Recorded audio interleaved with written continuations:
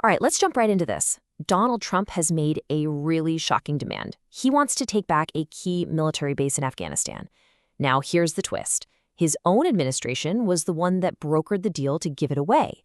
This is a huge puzzle, and it involves global power, promises that were broken, and, believe it or not, a trillion-dollar prize buried under the ground. That warning came from Michael Waltz, who was one of Trump's top security advisors, right as the U.S. was pulling out of Afghanistan back in 2021. And that phrase he used, in the backyard of America's greatest competitors. That's the key. That's the thread we really need to pull on to unravel this entire story. So to really get to the bottom of this, we need to answer three big questions. First, what exactly is this base? Second, what are Trump's claims for why he wants it back? And maybe most importantly, what are the real stakes here for everyone involved? The US, China, and the Taliban? Okay, let's start with Trump's bombshell announcement. So this whole thing really kicked off on September 18th. Donald Trump gets up at a press conference and announces that not only does he want Bagram Air Base back, but that his team is already in talks with the Taliban to get it. And the reason he gave for it, well, it was very, very specific.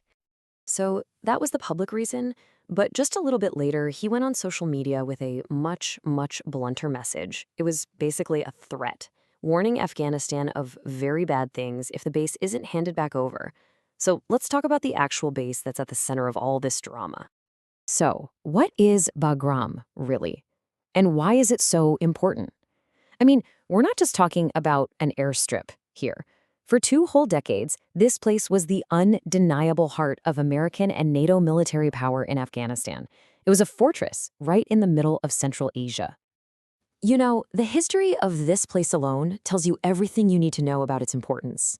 It was built by one superpower, the Soviet Union, and then completely redesigned by another one.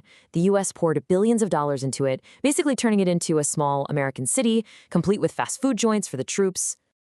And the sheer scale of this place is just hard to wrap your head around. At its peak, Bagram was the nerve center for 100,000 U.S. troops.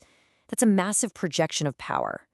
And this is where Trump's current demand starts to get really, really puzzling.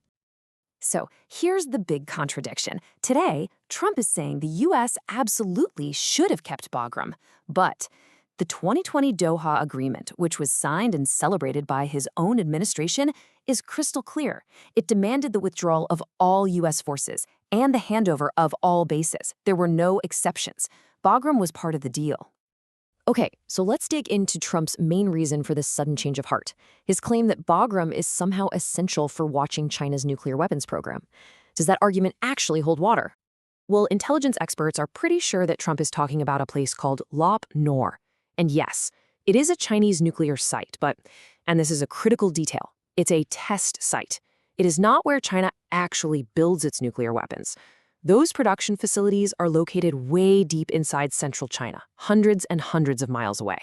And on top of that, you have military insiders saying the U.S. already has tons of ways to keep an eye on China.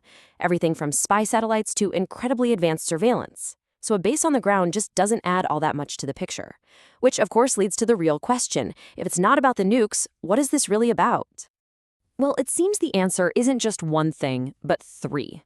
The evidence points to a trio of deeper, more strategic goals that are likely the real motivation for trying to get Bagram back. Okay, first, it's about geopolitics. Having Bagram could act as a second front to put pressure on China if a crisis over Taiwan ever kicks off. Second, it's about counterterrorism. It would give the U.S. a launchpad to hit groups like ISIS. And third, and this might be the biggest driver of all, is money. And this is where it gets really fascinating. $1 trillion.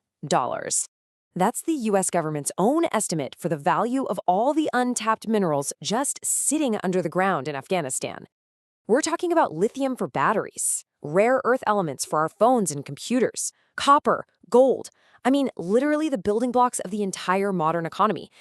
And what's critical here is that China currently dominates the global supply chain for a lot of these resources.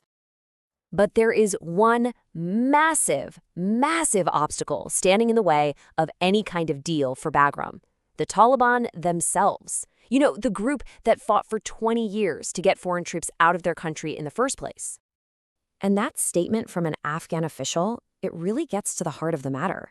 For the Taliban, this isn't just about politics. Their entire identity is built on this idea of expelling foreign armies. So letting U.S. troops back onto their soil would completely destroy their credibility and undermine the very sovereignty they fought a 2-decade war to win. But just look at the corner they're in right now. The Taliban are dealing with total diplomatic isolation, they're cut off from billions of dollars in frozen assets, and their country is in the grip of a devastating humanitarian crisis. So the U.S. has this incredibly powerful lever. It's basically pitting the Taliban's day-to-day survival against their core ideology. And that brings us to the final, fascinating question here. After a 20-year war failed to achieve America's goals, is it possible that economic pressure could now succeed where military force couldn't? It is a high-stakes geopolitical poker game, and right now, nobody knows how it's going to end.